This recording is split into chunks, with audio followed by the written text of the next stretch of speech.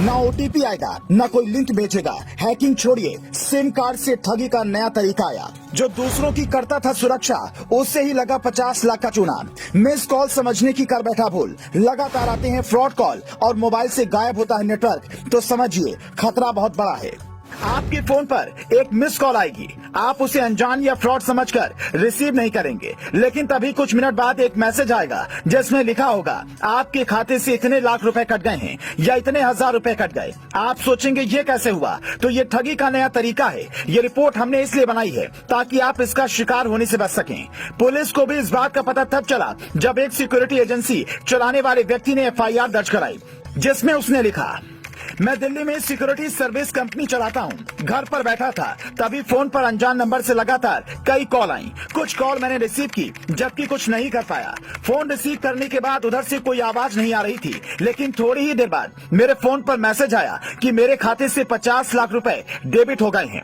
उन पैसों को 5 अलग-अलग खातों में RTGS के जरिए भेजा गया, जबकि ना तो फोन पर कोई OTP आया, ना ही किसी लिंक पर मैंने क्लिक किया। ये शिकायत सुनने के बाद पुलिस भी थोड़ी देर के लिए परेशान हो गई, लेकिन बाद में पता चला ठगों ने एक नया तरीका शुरू किया है, जिसे सिम स्वैपिंग कहते हैं। आप अपना आधार कार्ड कई जगहों पर जमा करते हैं, उनमें से कहीं से भी ठग पहले उसे हासिल करते हैं, फिर उसी का इस्तेमाल कर आपके ही नंबर पर दूसरा सिम कार्ड निकलवाते हैं। जैसे ही दूसरा वाला सिम कार्ड एक्टिवेट होता है, आपके फोन से नेटवर्क गायब होता है और आपका सिम कार्ड काम करना बंद कर देता है। आप सोचते हैं ये किसी तरह की टेक्निकल दिक्कत है, लेकिन असल में आपके साथ फ्रॉड हो रहा होता है।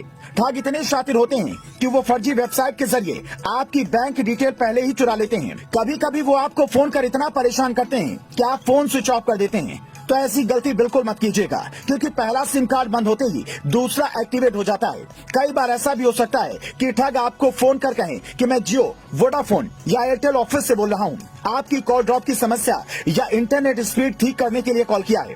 आप अपना सिम कार्ड नंबर मोबाइल में दर्ज करें। जैसे ही आप 20 अंकों का सिम कार्ड नंबर टाइप करते हैं, आपसे एक दबाने को कहा जाता है।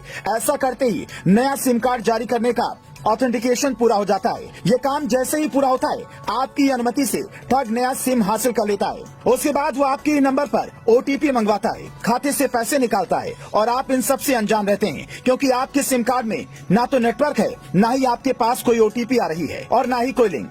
बस सीधा मैसेज आता है जिसमें लिखा होता है आपके खाते से इतने लाख का ट्रांजैक्शन हुआ है। ऐसे में इससे बचने के लिए आपको इन तरीकों को अपनाने की जरूरत है। अगर लगातार 1-2 दिनों तक नेटवर्क गायब रहे, तो अपना सिम कार्ड तुरंत बंद करवाइए और दूसरा लीजिए। कॉलर की पहचान के लिए ट्रू कॉलर की मदद ले सकते हैं। फ्रॉड कॉल रिसीव ना करें, निजी जानकारियां न दें। साल 2018 में सिर्फ सिम स्वैपिंग से 200 करोड़ की ठगी हुई है। cybercrime.gov.in पर शिकायत भी कर सकते हैं। ऐसी घटनाओं के पीछे झारखंड के जामताड़ा गैंग का सबसे ज्यादा हाथ होता है। वहीं के लोगों की साइबर ठगी के तरीकों पर वेब सीरीज भी बन चुकी है। उनकी देखी देखी कई इलाकों में ऐसे ठग और पनपने लगे हैं, इसलिए आपको इनसे बचने की जरूरत है। ये जानकारी ज्यादा से ज्यादा लोगों तक पहुंचाएं, ताकि लोग ठगी से बच सकें। अगर आप भी किसी ऐसी घटना का शिकार हुए हैं या ठगों को सबक सिखाया है, तो हमें कमेंट करके बता सकते हैं। Bureau report, news flash.